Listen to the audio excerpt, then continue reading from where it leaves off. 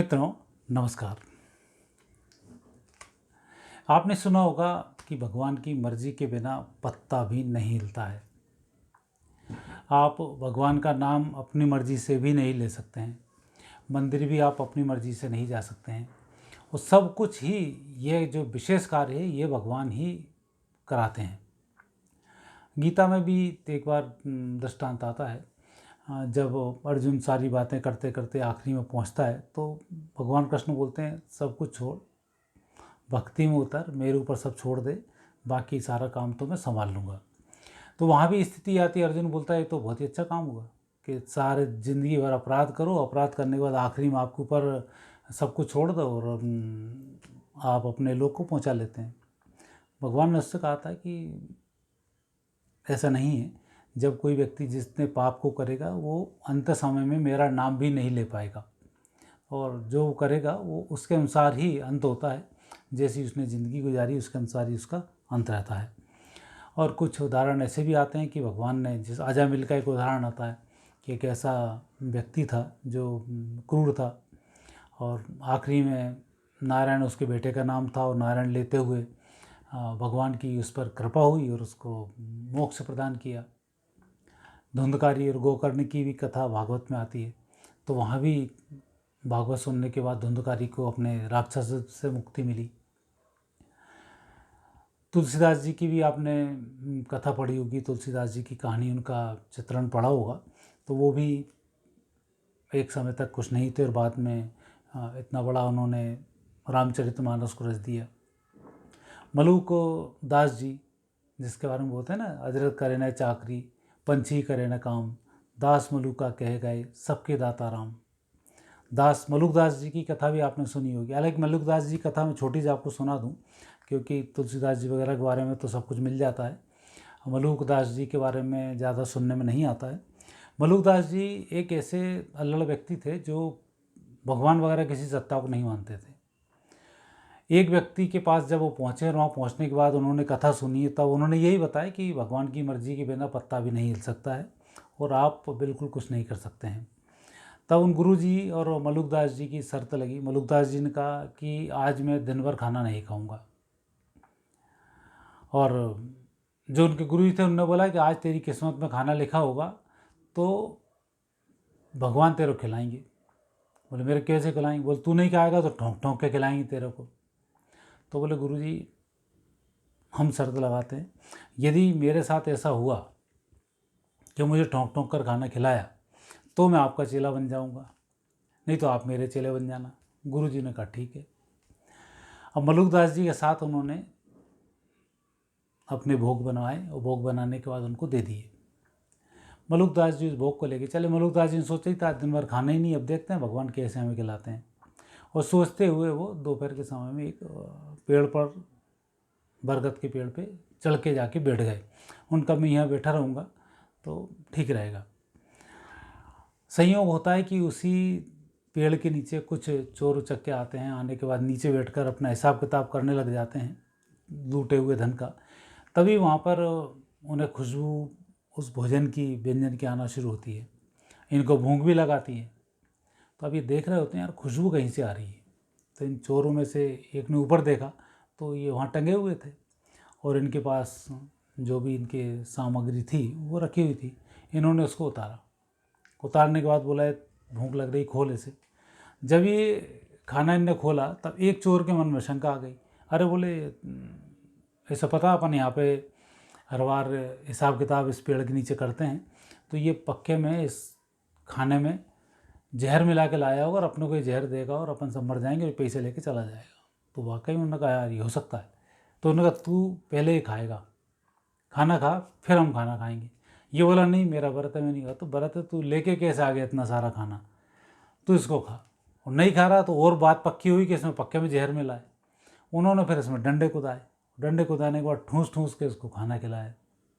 जब इनको खाना खिला दिया तब मलुक दास जी को समझ में आई कि आज अपनी किस्मत में खाना था और डंडे खा के खाना था। तो गए गुरुजी के पास, गुरुजी के पास सरेंडर हुए, प्रभु भगवान ने आज ठूस ठूस के ही खाना डंडे दे दे के खिलवा दिए। आपकी बात सही हुई, हम आपके शिष्य हुए। और जो वो शिष्य हुए तो फिर मलुक पीठ बन गई और तभी से मलुकदास जी की ये बड़ी एक प्रचलित छोटा सा वाक्य है, अजगर करे न चाकरी पंछी करे न काम, दास मलुका कह गए सबके दाता राम। अर्थात कोई कुछ नहीं करे तो ही भगवान देता ही रहता है। उसी बात को मैं आगे बढ़ा रहा हूँ कि जब भी कभी आप कोई सोचते हैं कि हमें मंदिर जाना है, भगवान का नाम लेना है, तो ये काम आप अपनी मर्जी से नहीं करते हैं। भगवान ही जब आपको मोक्ष प्रदान करना होता है, जब आपके अंदर भगवान की विशेष कृपा होती है और आपके अंदर कुछ या नेगेटिव लालसा हो चाहे पॉजिटिव लालसा हो। गीता में तो भगवान ने कहा है कि शत्रु रूप में भजेगा तो भी तू मेरे ही पास आएगा। रावण शत्रु रूप में बसते थे, कंस ने शत्रु रूप में भजा तो उनको ही भगवान ने मोक्ष ही प्रदान किया। शिशुपाल ने तो इतनी सारी गाली दे मारी तो ही भगवान ने उसको अपना धाम ही प्रदान किया। तो भगवान की जो विशेष इच्छा है, और भगवान ने कहा भी है कि मैं जब किसी भक्त का हाथ पकड़ता हूँ तो जन्म जन्मांतर तक नहीं छोड़ता हूँ। तो भगवान उसको इस तरीके से भी पकड़ लेते हैं कि उसको छोड़ते ही हैं। और जब सब कुछ वो नेगेटिव करता है तो भगवान धीमे धीमे उसको अपने नाम की याद दिलाते हैं। फिर मंदिर व्यक्ति जाना शुरू करता है, पूजन पाठ करना शुरू करता है, उनका नाम लेना शुरू करता है। कहीं कोई व्यक्ति इसमें सहायक हो जाता है, और जब सहायक होकर व्यक्ति आगे बढ़ जाता है तो उस सहायक व्यक्ति को लोग गुरु मान लेते हैं कि ये गुरु था जिसने कि उसको वहाँ तक पहुँचाया। और कई लोग तो ऐसे भी हैं कि जिनके कारण गुरु फेमस हुए हैं। ये भी कथाएं बहुत सारी आती हैं। तो कहने का तात्पर्य ये है कि जो बात है वो यही है कि आप कुछ नहीं करते और भगवान के मर्जी के बिना पत्ता भी नहीं हिलता है। ये बात यहाँ पर प्रूफ होती है। तो आप भी यदि कहीं भगवत सत्ता से जुड़ना चाहें, भगवान में आपकी रुचि हो, तो थोड़ी भी यदि आप रुचि जागृत करते हैं तो आप एक कदम बढ़ाएंगे तो भगवान की तरफ से 100 कदम अपने आप बढ़ जाते हैं। आप खुद देखेंगे इतने सारे मलेच्छों के शासन भारत के ऊपर आए, इतने मलेच्छों ने अत्याचार किए, बहू बहनों को लूटा, कितने अत्याचार जैसे आज हो रहे हैं। आज तो मीडिया से हमें सुनाई देता है कि आज उस क्षेत्र में हुआ, कल उस क्षेत्र में हुआ। ये मुगलों के काल में तो प्रतिदिन हर गांव में हर क्षेत्र में हुआ करते थे। उस समय लोगों ने कैसा दिन गुजारे होंगे, कैसे अपने आप को बचा के रखा होगा। वो भगवत सत्ता की ही ताकत है। जब औरंगजेब वगैरह के अत्याचार बढ़े तो एक भक्तिकालीन आया और उसमें नए नए सारे गुरु का जन्म हुआ। उन गुरुओं ने सृष्टि को कैसे बचाया। तो ये जो एक विधान है, ये विधान पक्का है कि आप मंदिर नहीं जाते हैं, भगवान आपको खुद बुलाता है। आपके दोस्त हों, कोई भक्त हो, वो आपका सहायक बनता है। और जब भगवान में एक बार रुचि बढ़ी तो भगवान तो धीमे धीमे हाथ पकड़ना शुरू कर देते हैं। और फिर उनमें जब आप पहुंचोगे तो कब क्या कंडीशन बन जाए ये आपको भी पता नहीं पड़ता है, और आप भगवान के एक गहरे शिष्य बन जाते हैं। और जब यही शिष्य भाव धीमे धीमे से बढ़ता जाता है तो आप भक्ति मार्ग में धीमे से प्रवेश कर जाते हैं। भगवत लीलाओं को भगवान फिर आपको समझाना शुरू करते हैं। फिर अभी तो लोग, कई ऐसे विरुद्ध धर्मी लोग हैं जो बोलते हैं कि हिंदू धर्म के ग्रंथों का अध्ययन मत कर लेना। उनके बड़ा वो रहता है कि कई बोलते हैं कि हम, जिसका एक वीडियो चल रहे थे, मैं हिंदू धर्म के देवी देवताओं का पूजन नहीं करूंगा, गणेश जी को नहीं मानूंगा, उनको नहीं मानूंगा। ये एक कहने की बातें हैं। कारण यदि एक बार आपने गीता पढ़ ली तो फिर भगवान आपको खींच ही लेते हैं। और कहा जाता है जब गीता पढ़ते हैं भगवान हृदय में आकर विराजमान हो जाते हैं।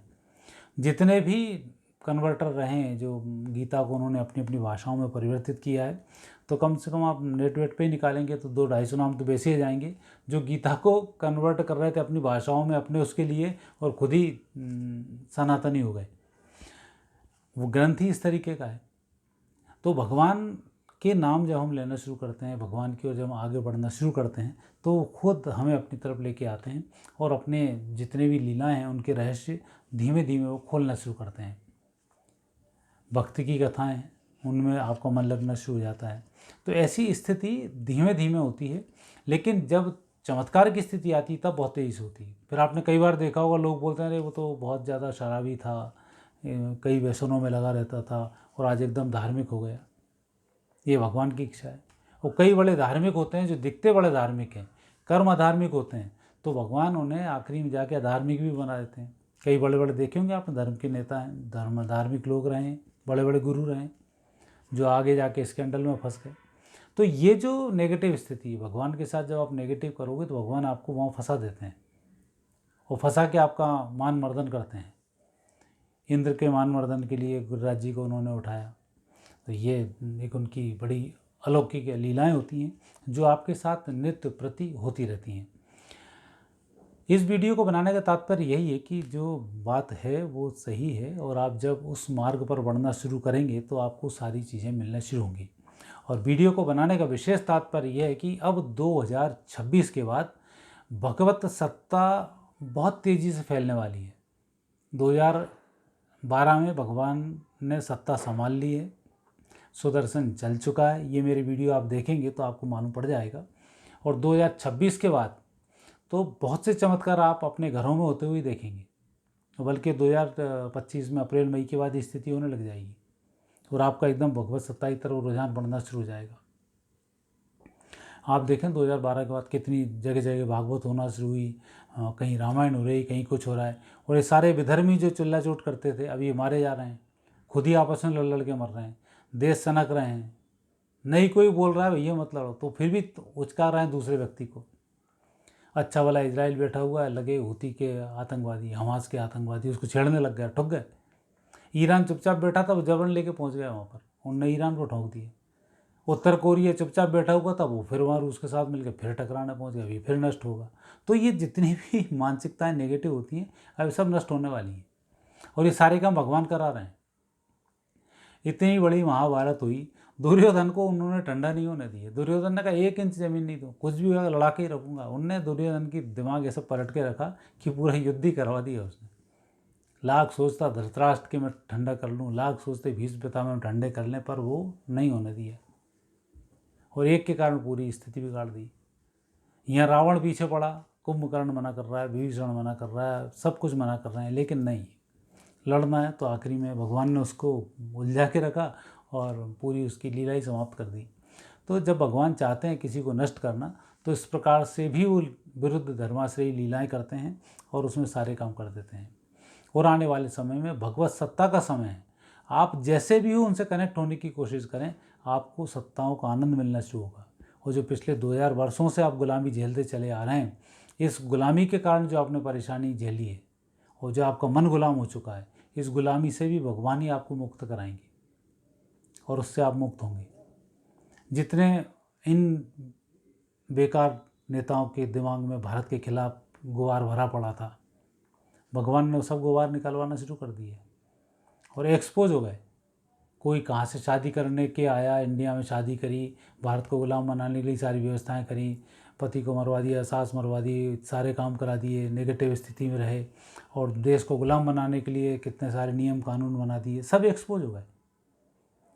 आज सारी स्थिति आपके सामने है। ये कोई यूं ही थोड़ी हो जाता है, ये सब भगवत सत्ता ही कराती है और उससे सारी चीज़ें जागृत होती हैं। कुछ का कुछ बुलवा देना, एक स्टेटमेंट में चुनाव का खेल हो जाता है, गलत स्टेटमेंट दिला देना, ये सारे काम वही होते हैं। और इसलिए भगवान जब अपने पास बुलाना शुरू करते हैं तो चाहे तो किसी माध्यम को भेजते हैं जो अपना भक्त होता है, और चाहे जब आपकी ऊर्जा बलवती है, अंदर नैतिकताएँ बची हैं, तो भगवान खुद ही अपनी तरफ खींच लेते हैं। अपना भक्त गलत जा रहा है तो भगवान उसका हाथ पकड़ के खींच लेते हैं। तो ये स्थिति यहाँ पर होती है। तो इसलिए यदि आप कोई भी काम धार्मिक सत्ता से जुड़ा हुआ कर रहे हैं तो आप मानकर चलें कि भगवान की कृपा आपके ऊपर बरस रही है और आपकी तरक्की उन्हीं की कृपा से हो रही है।